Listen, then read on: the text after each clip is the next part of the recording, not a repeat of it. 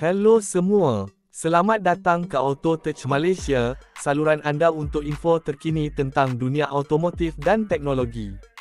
Hari ini, kita akan membincangkan salah satu model klasik yang masih mendapat perhatian di Malaysia, Perodua Rusa.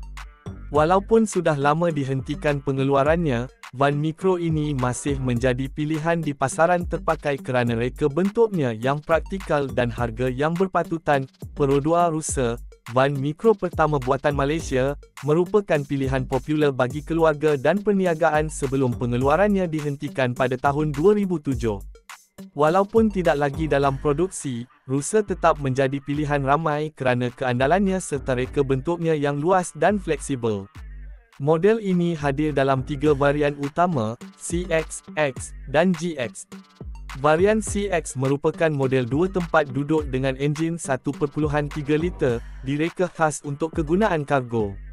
Varian X pula mempunyai susun atau 5 tempat duduk dengan enjin 1.3 liter, sesuai untuk keluarga kecil. Sementara itu, varian GX dilengkapi dengan enjin 1.6 liter dan konfigurasi 7 tempat duduk, menjadikannya pilihan terbaik untuk keluarga besar atau perniagaan. Dari segi dimensi, Perodua Rusa mempunyai panjang 3.880 mm, lebar 1.560 mm, dan tinggi 1.845 mm dengan jarak roda 2.080 mm. Enjin 1.3 liter mampu menghasilkan 73 PS pada 6.000 revolusi per minit, manakala varian 1.6 liter menjana 82 PS pada 5.600 revolusi per minit. Dari segi kecekapan bahan api, Rusa boleh mencapai 12.7 hingga 13.2 km bagi setiap liter apabila dipandu secara konsisten pada 90 km/j. Dengan kos penyelenggaraan yang rendah, ia menjadi pilihan ekonomi yang menarik. Hampir 2 dekad selepas dihentikan, Rusa masih mempunyai permintaan dalam pasaran terpakai Malaysia. Harga semasa berada dalam lingkungan RM4,200 hingga RM15,800, dengan purata sekitar RM5,500.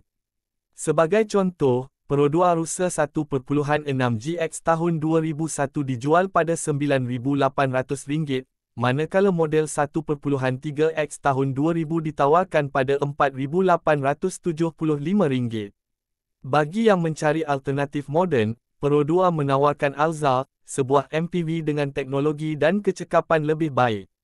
Perodua Alza 2025 bermula pada harga RM62,500, menjadikannya pilihan menarik untuk mereka yang mahukan ciri seperti Rusa dalam versi lebih moden. Jika anda suka video seperti ini, jangan lupa tekan butang like, subscribe, dan aktifkan loceng notifikasi supaya anda tidak terlepas info otomotif terbaru.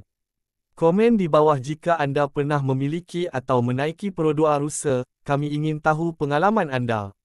Jumpa lagi di video seterusnya di Auto Touch Malaysia.